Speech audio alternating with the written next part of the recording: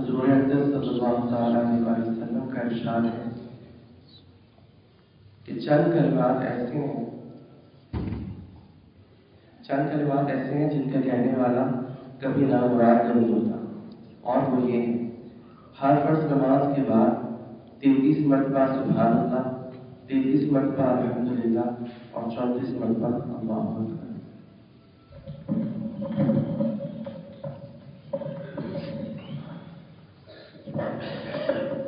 صلی اللہ علیہ وسلم۔ بعد یہ تسبیح فاطمی بھی کہلاتی ہے، کیونکہ یہ پیغمبر سلام نے حضرت فاطمہ الزہرا رضی اللہ عنہ کو یہ عنایت فرمائی تھی۔ حضرت فاطمہ رضی اللہ تعالیٰ نے ایک بار گھر تشریف لائے تو رسول اللہ نہیں تھے، اور اما عائشہ صدیقہ رضی اللہ عنہ سے ملی اور کہا کہ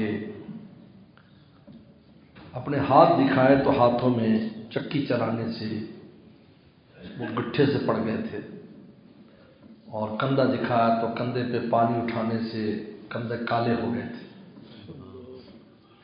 تو کہا کہ ہمارے پاس کوئی غلام نہیں ہے کہ جو یہ کام کم از کم پانی وغیرہ بھر کر لے آئے باہر سے، اور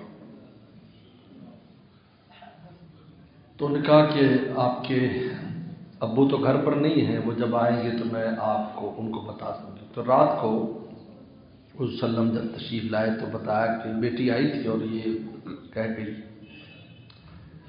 حدیث شریف میں آتا ہے کہ آپ پیغمبر سلام اسی وقت ان کے گھر تشریف لے گئے، تو وہ دونوں لیٹے ہوئے تھے، تو آپ نے فرمایا کہ اٹھنا نہیں تم نے، اسی طرح لیٹے رہو، اور ان دونوں کے درمیان میں جا کر بیٹھ گئے۔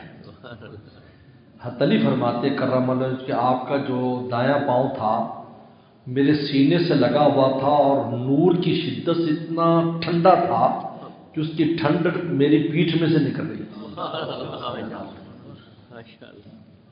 تو آپ نے کہا کہ بیٹی میں اس سے اچھی چیز تجھے نہ دے دوں؟ انہوں نے کہا اللہ کے نبی ضرور۔ کہا کہ تو رات کو سونے سے پہلے 33 بار سبحان اللہ، 33 بار الحمدللہ، 34 بار اللہ اکبر پڑھ لیا کر، یہ تیرے لیے غلاموں سے بہتر ہے۔ تو بیٹی نے کہا کہ جو خواتین کی سردار ہے جنت میں، سید النساء اہل الجنہ، انہوں نے کہا اللہ کے نبی صلی اللہ علیہ وسلم بس مجھے منظور ہے، پھر کبھی غلام کا مطالبہ نہیں کیا۔ یہ تسبیح سوتے، اس لیے اس تسبیح کو تسبیح فاطمی بھی کہتے ہیں۔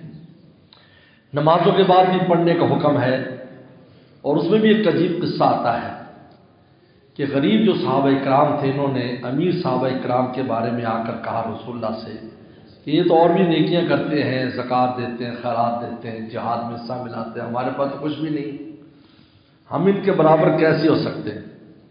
تو آپ نے فرمایا تم یہ تسبیح پڑھ لیا کرو نمازوں کے بعد، تو قیامت کے دن تم ان کے برابر ہو گے، یعنی مال خرچ کرنے والوں کے برابر ہو جاؤ گے۔ تو نماز ہوئی، اب جو امیر صحابہ تھے جن مالدار، وہ اٹھ کے چلے گئے، غریب بیٹھے ہوئے، تو ان کو شک ہوا بھی یہ کیوں بیٹھے، سب چلے گئے بیٹھے۔ ان سے پوچھا تو سچ بتا دیا، اگلی نماز میں سارے تسبیح کرنے لگ گئے۔ صحابہ تو صحابہ تھے، ان کو تو آخرت کی حریص تھے وہ تو پھر دوبارہ شکایت کی کہ اب ہم کیا کریں؟ انہوں نے کہا بھئی اللہ کا فضل ہے جس کو اللہ دے دے۔ تو اس لیے فرمایا کہ ایسے کلمات ہیں کہ پڑھنے والا ناکام اور نامراد نہیں ہوتا۔ یہ اس کی 3 ترتیبیں حدیث میں آتی ہیں۔ ایک ترتیب تو یہ ہے جو عام طور پر میں اور آپ پڑھتے ہیں 33 بار، اس میں فجر اور عصر کے بعد پابندی سے پڑھی جاتی ہے، لیکن ہر نماز کے بعد پڑھ لینی چاہیے۔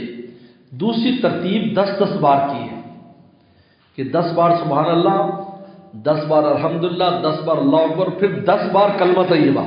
اس ترتیب میں کلمہ طیبہ بھی شامل ہے، لہٰذا یہ تو انسان پڑھ سکتا ہے، اس کا تو ناغہ کرنا ہی نہیں چاہیے نماز کے بعد، بہت آسان ہے۔ یہ بھی حدیث میں آتا ہے کہ 10 بار پڑھ لیں، لیکن 10 بار کلمہ طیبہ اس کے ساتھ ملا لیں۔ اور ایک تیسری ترتیب آتی ہے کہ ہر کلمہ 100 بار پڑھیں، 100 بار سبحان اللہ، 100 بار الحمدللہ، 100 بار اللہ اکبر، 100 بار کلمہ طیبہ، اور عام ترتیب یہ ہے جو اس حدیث مبارکہ میں آئی ہے کہ 33 بار سبحان اللہ اور 33 بار جو ہے الحمدللہ 34 بار اللہ اکبر انسان پڑھ لے، وہ انسان کبھی ناکام اور نامراد نہیں ہوتا۔ اس کا مطلب یہ ہے کہ انسان کے مختلف مقاصد ہوتے ہیں، ان کو نیت رکھ کر کے انسان اگر ان کلمات کو پڑھ لے گا تو انشاءاللہ آپ کا وہ مقصد اللہ تعالیٰ پورا فرما دیں گے۔ اور دوسری بات یہ ہے کہ یہ جو کلمات ہوتے ہیں، اللہ کی ذات تو پاک ہے، لیکن ہمارے سبحان اللہ پڑھنے سے ہم میں پاکی آتی ہے، ہمارے الحمدللہ پڑھنے سے ہم میں کمال کی چیزیں پیدا ہوتی ہیں، ہمارے اللہ اکبر پڑھنے سے اللہ تعالیٰ کے ہاں ہمارا مقام اور بڑائی ہم میں جو ہے اللہ تعالیٰ ہمیں بڑا بنا دیتے، اور جو ذلتیں گناہوں کی ذلت سے نکال کر اللہ نیکیوں کی بلندی میں ہم کو لے کر آتے ہیں۔ تو یہ اور لا الہ پڑھنے سے انسان کا غیر اللہ سے دل پاک ہوتا ہے، صاف ہوتا ہے۔ تو بہرحال ان کلمات کا انسان کو سب سے پہلے فائدہ ہے، خود کو فائدہ ہے۔ جیسے کسی نے پوچھا کہ حضور صلی اللہ علیہ وسلم کو اللہ نے سارے مقامات دے دیے، اب میں آپ درود شریف پڑھتے ہیں، ان کا کہا کہ بھائی پڑھنے والے کو پہلے فائدہ ہے، آپ کا تو جو مقام ہے وہ مقام ہے، لیکن حدیث میں آتا ہے تم ایک بار درود ہمارے محبوب پڑھو گے 10 رحمتیں تمہیں ملے گی۔ تو ہمیں تو چاہیے نا، ہم تو محتاج ہیں، تو اس کا بہانہ حضور صلی اللہ علیہ وسلم کی ذات اقدس ہے، جب درود پڑھیں گے تو ہمیں نیکیاں ملیں گی، درجے بلند ہوں گے، گناہ معاف ہوں گے۔ بے اللہ عمل کی توفیق عطا فرمائے۔ وآخر دعوانا ان الحمدللہ رب العالمین۔ مجلس ذکر